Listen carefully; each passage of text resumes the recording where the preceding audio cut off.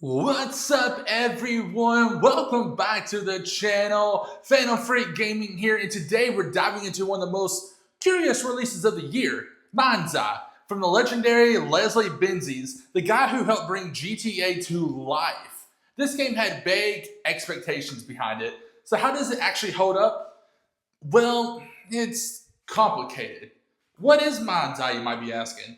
Mindseye is a story-driven action-adventure thriller set in a futuristic, tech-drenched version of America. You play as Jacob Diaz, an ex-soldier haunted by flashbacks and a mysterious neural implant. You'll tackle, covert missions, high-speed chases, gunfights, and more, all while trying to figure out the deeper story tied to the AI, government secrets, and corporate corruption. Sounds awesome on paper, right? Let's break it down. The good stuff. Cutscenes and cinematics. Let's start where the game shines. Cutscenes. The cinematics look great, almost film-like in quality. With solid voice acting and slick transition, it sets the tone right away and grabs your attention. Gameplay variety. Surprisingly, the game isn't just a drive here, shoot this simulator. There's more under the hood. Drone tracking missions, security camera puzzles, random side challenges, environmental surprises like driving in sandstorm and watching objects get tossed around dynamically. It's pretty cool, trust me. These moments keep the game from feeling too repetitive and show that the developers did try to add layers. There's also some smooth mechanics. Driving feels absolutely great. Shooting feels fine. Nothing groundbreaking, nothing to be super crazy about, but stable. A few random physics-based reactions like shooting a guy in a car and watching it crash into enemies actually makes the world feel alive. And it's kind of funny sometimes too, because you'll just be driving and all of a sudden you see a car crash into another car and then it blows up. So it's entertaining to say the least. However though, when there's good, there's bad with it.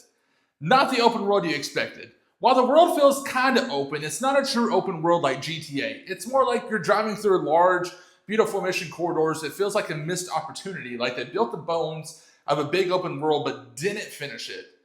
Graphics feel last gen during gameplay, not during the cutscenes. Now, aside from the cutscenes, in-game visuals feel like something from a PS4 era. Environments are decent, but don't pop. Character models and gameplay aren't too sharp, and lighting's a bit flat. For a 2025 release, it feels dated.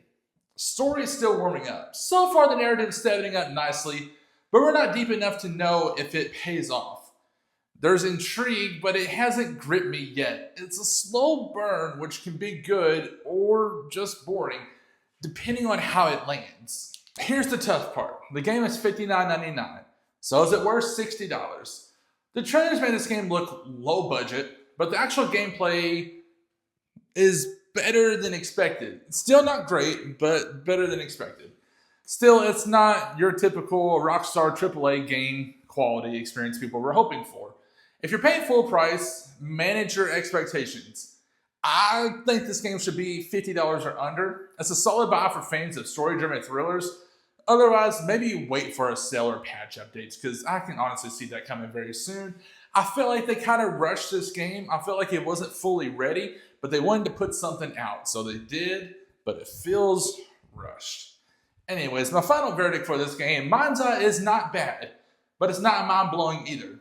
It's a decent, somewhat underrated game that plays better than it looks, has cool moments, but doesn't live up to the Rockstar level hype. If you go in expecting a solid B-tier thriller, you might come out satisfied. But for now, the game's getting a 6.5 out of 10.